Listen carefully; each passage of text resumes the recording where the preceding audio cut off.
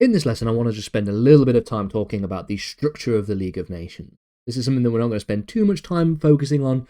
It's only a single slide, this video is, so we're just going to quickly run through what some of the different parts of the League of Nations actually does, just so you have a general idea, and it can give you a little bit more insight into some of the work of the League of Nations, which will be the topic of the next lesson anyway. So, structure of the League of Nations. I'm dividing the structure of the League of Nations into three main types of structure. The first are what are known as the constitutional organs of the League of Nations. I'll explain what they are in a second. The second ones are the judicial and social parts of the League of Nations. And then finally, you have what are known as the sort of auxiliary bodies, the commissions, the technical agencies, all the little smaller things that have different bits that they do. That's the sort of basic structure of the League of Nations. In terms of the constitutional organs, there are three major constitutional organs of the League of Nations. The first of these is the Assembly.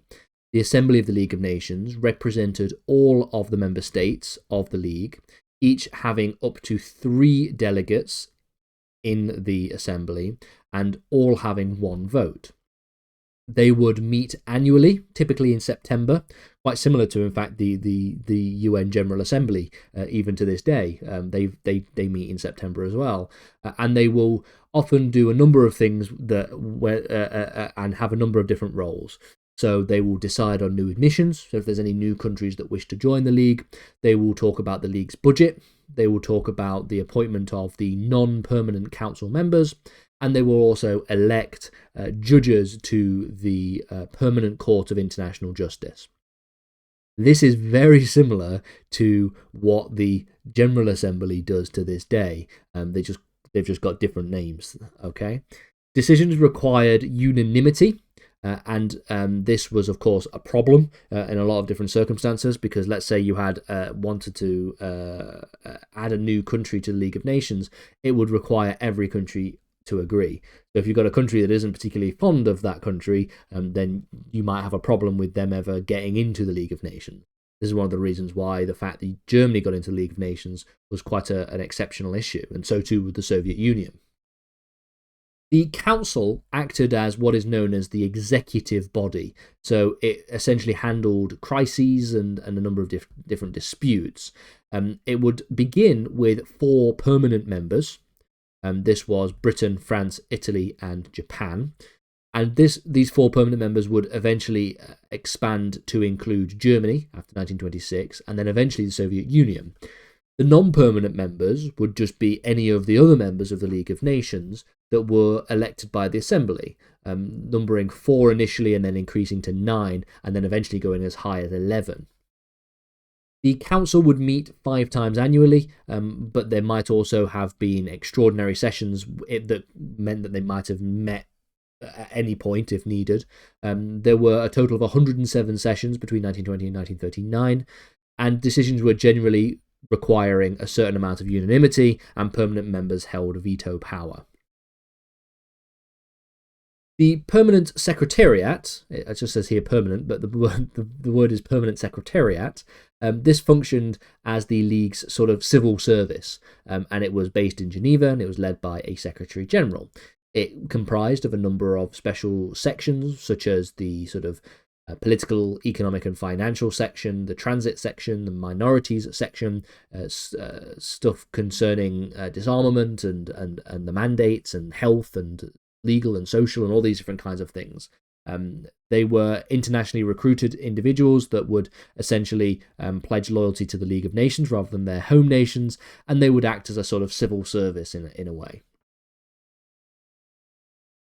In terms of the judicial and social organs, the main one is the Permanent Court of International Justice, which was, of course, the big court, if you will, the world court, where countries could meet to have disputes resolved. Let's say they sign a treaty and somebody is alleged to have violated that treaty, then they can go to the Permanent Court of International Justice to try and get the court to rule in their favour and say, look, you need to start doing your treaty obligations, and for the other country to oblige.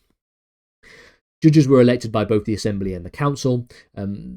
they would have different types of cases, but they lacked enforcement powers. The rulings were technically only really advisory, and they relied on the countries to actually accept the rulings and actually do what the court says in order for there to actually for them disputes to actually ever be resolved. The International Labour Organization was created in 1919 as part of the peace settlement, and it was attached to the operation of the League. It was a sort of very unique structure because it had governments, it had employers, and it also had workers being represented. And the idea of the International Labour Organization was to try and focus on establishing good labour standards, good work standards, and regulating things like the number of work hours that people could do, and things like child labour, trying to abolish that child labour and have equal pay and all these different kinds of things.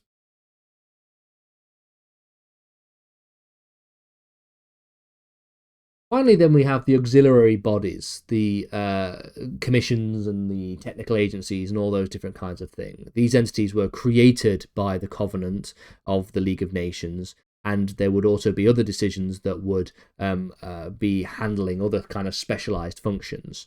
So you have, for example, the Permanent Mandates Commission, which oversaw governance of mandated territories, and you have some other ones as well. You have the Health Organization, the Slavery Commission that helped trying to deal with the issue of slavery around the world, the Refugees Commission. Don't forget, after World War I, there's a lot of refugees that need to be dealt with as a result of the conflict. The Disarmament Commission, as we've mentioned in previous lessons, the Minorities Protection Commission. There are transit and communications, drug control bodies, intellectual cooperation committees. All of these are sort of like the technical bodies that are where we see international experts that try and work in fields like health and drug policy and slavery abolition to try and make the world a better place. And that's one of the things that the League of Nations is actually credited for, in terms of some of the things that the League of Nations actually was quite successful with. Things like the suppression of international slavery, like the dealing with certain refugee crises, dealing with certain health issues. Some of these things we'll get to in the next lesson when we start looking at some of the work of the League, specifically in the 1920s.